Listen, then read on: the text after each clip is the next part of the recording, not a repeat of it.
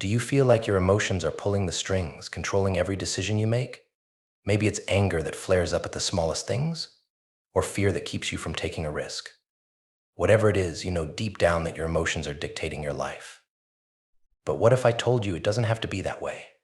You can seize control of your emotions, and once you do, you'll find a power within you that's stronger than any feeling that tries to dominate your mind. Let's be real, emotions are tricky.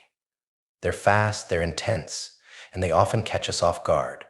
One minute you're calm, and the next you're consumed by rage or drowning in sadness. It feels like you're a passenger, and your emotions are the driver. But here's the catch: you've always had the power to take the wheel, to steer your emotional state instead of letting it run wild. Most people think emotions are these uncontrollable forces, but the truth is, emotions are a response to your thoughts. If you control your thoughts, you control your emotions.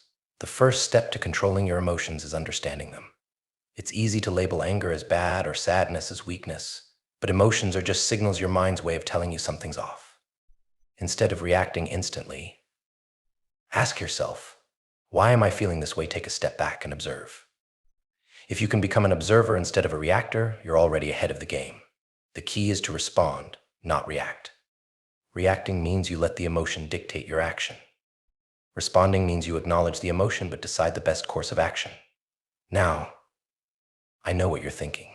It sounds easy in theory, but in the heat of the moment, it feels impossible to keep your cool. That's why you need to practice emotional regulation every single day.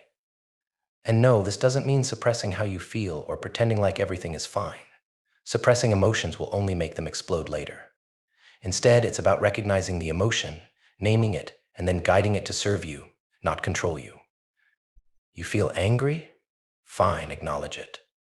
Then ask yourself, what can I do with this energy? Can you channel it into something productive instead of lashing out? Use the anger to fuel your determination rather than let it burn everything down around you. Here's another trick: shift your focus. Emotions thrive on attention. The more you focus on how upset, scared, or frustrated you are, the bigger those feelings grow. Shift your focus to solutions, not problems. If something has triggered your emotions, don't obsess over it. Obsession makes you a prisoner to your emotions. Instead, look for what you can do next. Action is the antidote to emotional overwhelm. It gives you something to focus on, something that pulls you out of the quicksand of emotions and puts you back in control. Breathing also plays a massive role in emotional control. Have you noticed that when you're angry or anxious, your breath becomes shallow and fast? That's your body's fight or flight response kicking in, fueling your emotions. Slow it down. Breathe deeply. Inhale for 4 seconds, hold for 4, and exhale for 4.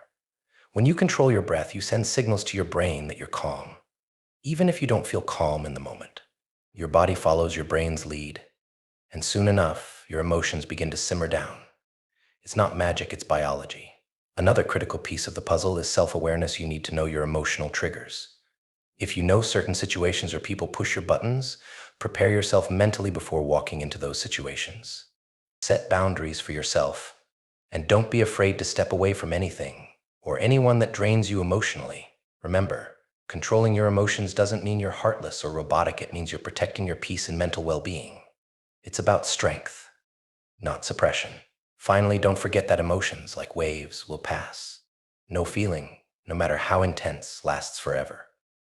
When you're caught up in a powerful emotion, remind yourself that it's temporary.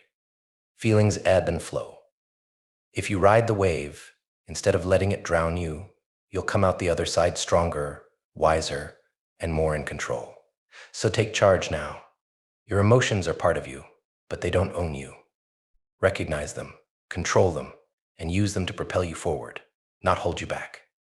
This is your life, and you're the one who gets to decide how you feel, how you act, and ultimately who you become. Don't let temporary emotions make permanent decisions for you. The next time you feel anger rising or fear creeping in, remember you're in control. Your emotions are just visitors. You decide how long they stay and what role they play. It's time to master them, not let them master you. If you found this helpful, hit the like button and subscribe for more insights on mastering your mindset and taking control of your life. Remember, emotions are powerful, but you're unstoppable.